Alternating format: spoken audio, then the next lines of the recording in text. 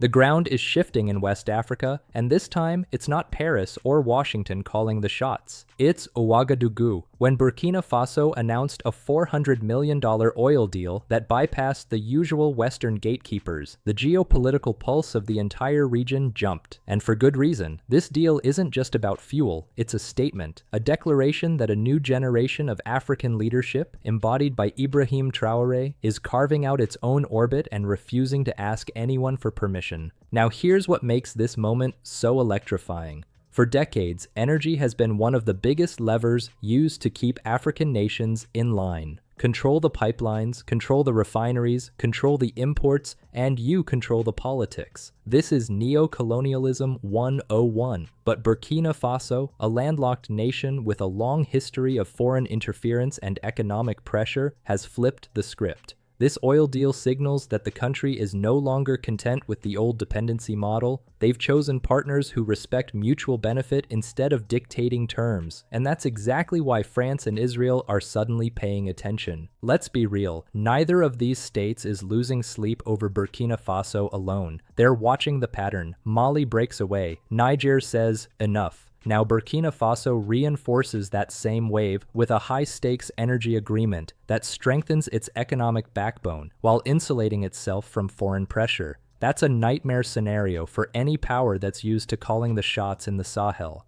But before we get ahead of ourselves, let's unpack what this $400 million deal actually represents. First, it means energy sovereignty, not in some abstract political sense, but in the daily reality of powering homes, industry, transport, and military operations. For a country surrounded by instability and external meddling, having control over your fuel supply is a shield against manipulation. Traoré understands that. His supporters understand that. The only people who pretend not to are the ones who benefit from Africa staying weak. Second, this deal marks a shift in how African nations negotiate. No more accepting predatory rates. No more contracts hidden from the public. No more development assistance that mysteriously leaves Africa poorer than before. Instead, Burkina Faso pursued transparent, interest-driven negotiations designed to strengthen the state, not enrich middlemen. That's the kind of leadership that earns respect, not because it's loud, but because it's effective. Now, the reaction from France has been muted on the surface, but behind closed doors, you can practically hear the teeth grinding. France has relied on influence over West African energy corridors to maintain political leverage for decades. Losing that leverage isn't just embarrassing, it's strategic shrinkage, a shrinking footprint in a region they once considered their exclusive backyard. And Israel? Their interest is more economic and security-driven. They see the Sahel as a corridor where influence buys regional access. When a sovereignty-driven leader rises and refuses to play the old game, it disrupts long-term plans. So no, they're not panicking, but they're recalculating. Here's what Western analysts often get wrong. They think these moves are reactive. They think African leaders are just angry or ideological. They underestimate how deeply strategic these choices are. Traoré isn't improvising. He's playing a long game, one built on alliances with actors who don't need to micromanage Burkina Faso's internal affairs to justify cooperation. And yes, this is exactly the moment when I'm going to tell viewers to hit the like button. Because if you care about Africa taking charge of its own resources, its own alliances, and its own destiny, you owe it to yourself to stay plugged into stories like this. The world pretends Africa is still in the background. Meanwhile, African nations are making moves that will reshape global energy flows, military partnerships, and regional trade networks. But there's a deeper layer here, a cultural and psychological shift that outsiders often miss. Burkina Faso citizens have spent generations navigating the consequences of foreign-engineered instability. They've seen leaders who bowed to external pressure. They've seen the cost of dependency. So when Traoré positions the country on a path toward material independence, the emotional impact is powerful. This isn't just policy, it's a reclaiming of dignity.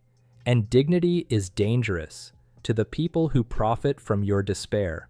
What's coming next is even more fascinating because this oil deal isn't an isolated event. It's part of an emerging economic framework slowly forming among the Sahel states that have turned away from old alliances. Energy, security, agriculture, trade, each one is being rebuilt from the ground up. And with those shifts come new tensions, new opportunities, and new players stepping into the ring, and the pressure around this new alignment is only getting heavier. The moment these countries stopped waiting for approval, the geopolitical winds changed direction. Burkina Faso's oil deal is essentially a declaration that the Sahel is done being managed, scripted, or handled by outside powers. And for leaders who've built their influence on predictable African compliance, that's unsettling. You can already see the ripple effects. Investors who once looked only to Paris or Brussels for guidance are suddenly watching Ouagadougou with a different kind of curiosity. This isn't charity work anymore. It's real economic competition. When a state demonstrates that it can negotiate clear, mutually respectful agreements and actually follow through, that changes the perception of risk. And perception is everything in global markets. The old narrative that African states can't take care of business without supervision is starting to crack. Not because Western institutions changed their views, but because African leaders forced the world to confront a new reality. What's even more interesting is the message this sends to neighboring governments that have been on the fence. Countries that still straddle the line between old alliances and sovereignty-oriented politics are watching Burkina Faso's resilience closely, and they're watching France's response even closer. If a landlocked nation with limited historical leverage can pull off a $400 million oil agreement and hold its ground, others start asking, why not us? That's the part France really didn't want to trigger. Energy independence, even partial independence, translates directly into political independence. Once you stop relying on a former colonial power for fuel, electricity, or trade corridors, you start renegotiating everything else too. Military deals, mining rights, diplomatic alignments. Suddenly, the old patron-client structure crumbles. This is what happened in Mali. This is what's happening in Niger. And now Burkina Faso is tightening the bolts with a deal that strengthens its energy supply at a time when regional alliances are being rewired from scratch. Let's be clear, France and Israel aren't reacting the same way. France sees this as a strategic loss. Israel sees it as a strategic correction. Israel prefers partners it can trade with on flexible, non-ideological terms. France prefers maintaining dominance over systems that haven't evolved since the 1960s. One sees opportunity slipping away, the other sees a competitive opening. But both recognize that a sovereignty-driven Sahel limits their maneuvering room. Here's where it gets even more layered. The Sahel isn't just asserting independence, it's redefining the concept. These governments aren't turning inward. They're building new cross-border blocks based on cooperation instead of hierarchy, something that was impossible as long as foreign actors held the reins. The Alliance of Sahel States is the clearest example. It's the first regional coalition in decades built not on external funding, but on shared interests and shared threats. That alone shifts power dynamics across West Africa. Burkina Faso's oil deal fits perfectly into that blueprint. It's fuel for trucks, generators, and military convoys, but it's also fuel for regional unity. Energy shortages have long been used to fracture alliances, sow panic, and manufacture dependence. By securing a stable supply, Burkina Faso immunizes itself against one of the most common pressure tactics. That makes the entire alliance harder to destabilize. And once stability grows, investment follows. Real investment, not aid packages dressed up as benevolence. The kind of investment that builds industries instead of debt traps. Now, if you're watching this and thinking, this is the Africa we've been waiting for, take a moment to hit the like button. Not for me, do it so this kind of analysis actually reaches the people who need to hear it. Every time an African nation makes a move like this, the global media spins it through a lens that erases African competence. That's why independent platforms matter. But let's get back to France for a moment, because their posture is more fragile than they admit. Losing energy influence in the Sahel doesn't just weaken their economic reach, it undermines their political narrative. For decades, France has sold itself to the EU and the US as the stabilizing force in West Africa. They positioned themselves as the indispensable middleman. Yet every time a Sahel nation breaks free, it exposes that image as just that, image. And when images collapse, so do alliances built on them. Meanwhile, Burkina Faso isn't even trying to antagonize anyone.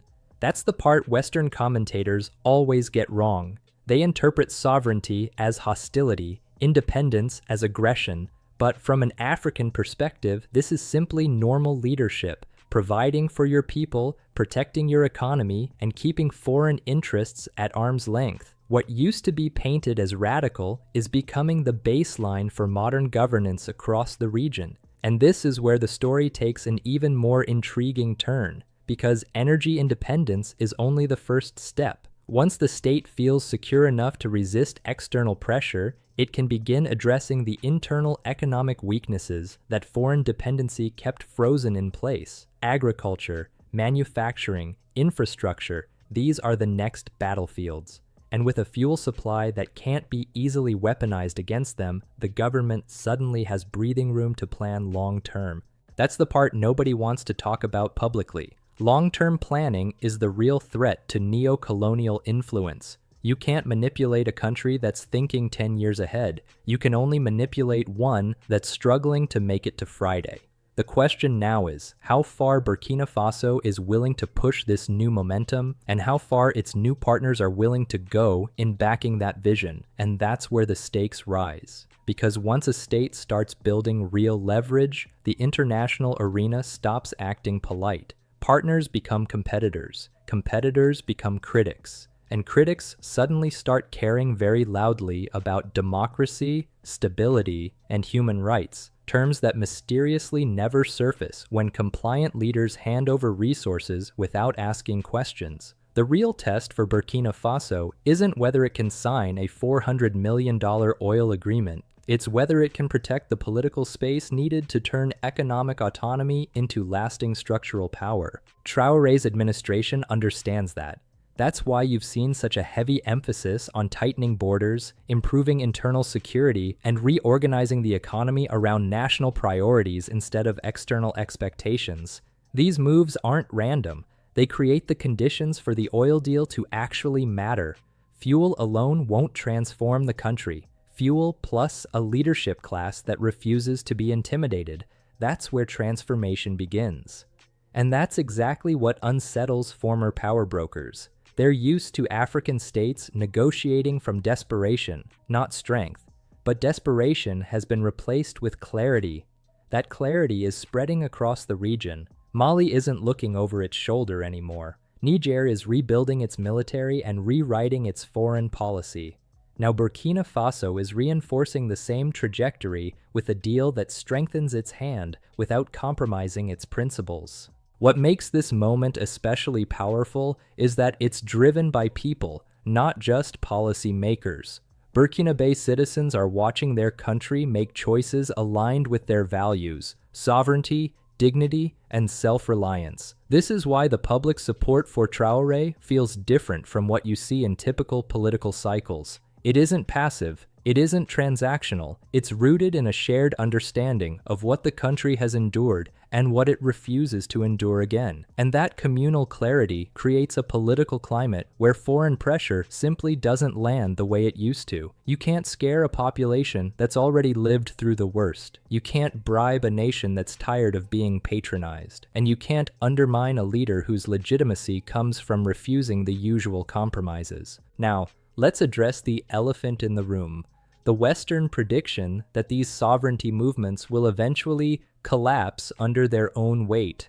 That narrative pops up in every newspaper analysis, as if it's a law of nature. But that prediction is built on one flawed assumption, that African nations can't sustain independence without Western guidance.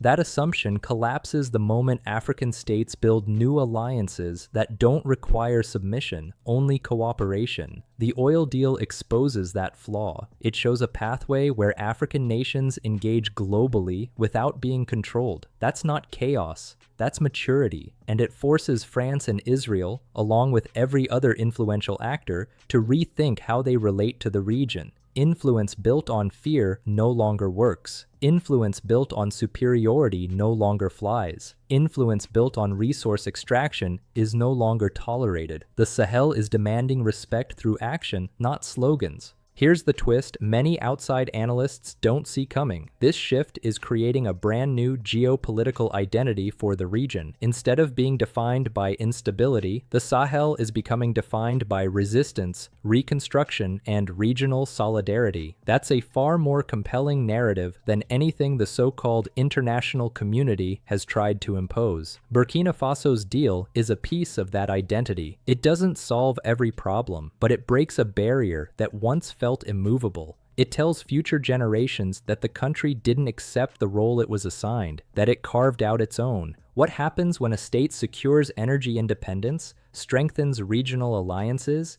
and resists external pressure all at once? Usually, it starts reshaping internal power structures too. And this is where Burkina Faso is heading. You can already see the early signs. The government is prioritizing military reform, rural development, and infrastructure expansion with a level of intentionality that suggests long-term planning, not crisis management. The oil deal becomes the fuel, literally and figuratively, that powers this transition. Trucks move, generators run, construction continues, stability solidifies. Every liter of fuel becomes its own political statement.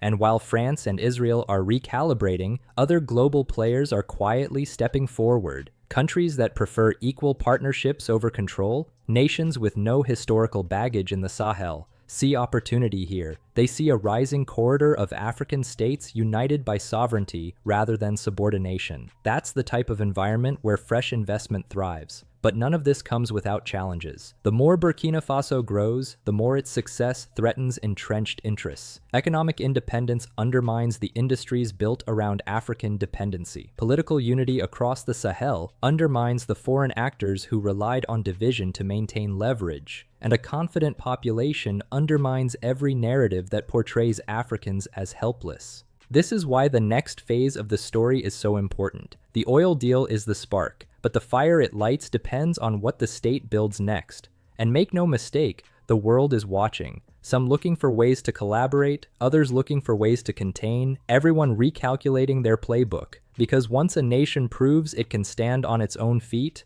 the old rules stop working, and the people who wrote those rules know it. What Burkina Faso just did isn't a footnote in African politics. It's a warning shot to every power that still thinks this continent can be managed. It's proof that sovereignty isn't theoretical. It's practical. It's strategic. And when leaders have the courage to act on it, the entire balance of power shifts. This deal isn't just fuel for engines, it's fuel for identity, for dignity, for a future where African nations negotiate from strength, not survival. And whether it makes certain governments uncomfortable or not, Africa has every right to choose its destiny without permission slips from the outside. The Sahel is rewriting its story, not with slogans, not with protests, but with action, the kind that forces even the biggest players on the global stage to rethink their assumptions. And if you're watching this right now, you're part of that shift. You're part of a generation that refuses to accept old narratives about African weakness, a generation that knows exactly where the tide is heading, forward, not backward. So let the world adjust, let the old powers recalibrate, because the days of uncontested influence in this region are gone. What comes next belongs to nations that stand their ground, and leaders who won't trade sovereignty for short-term comfort. If this analysis fired you up, hit that like button, subscribe, and share this video with someone who believes Africa deserves to walk tall. Because what's happening in Burkina Faso isn't the end of a chapter. It's the start of a new era. And this time, Africa is writing the script.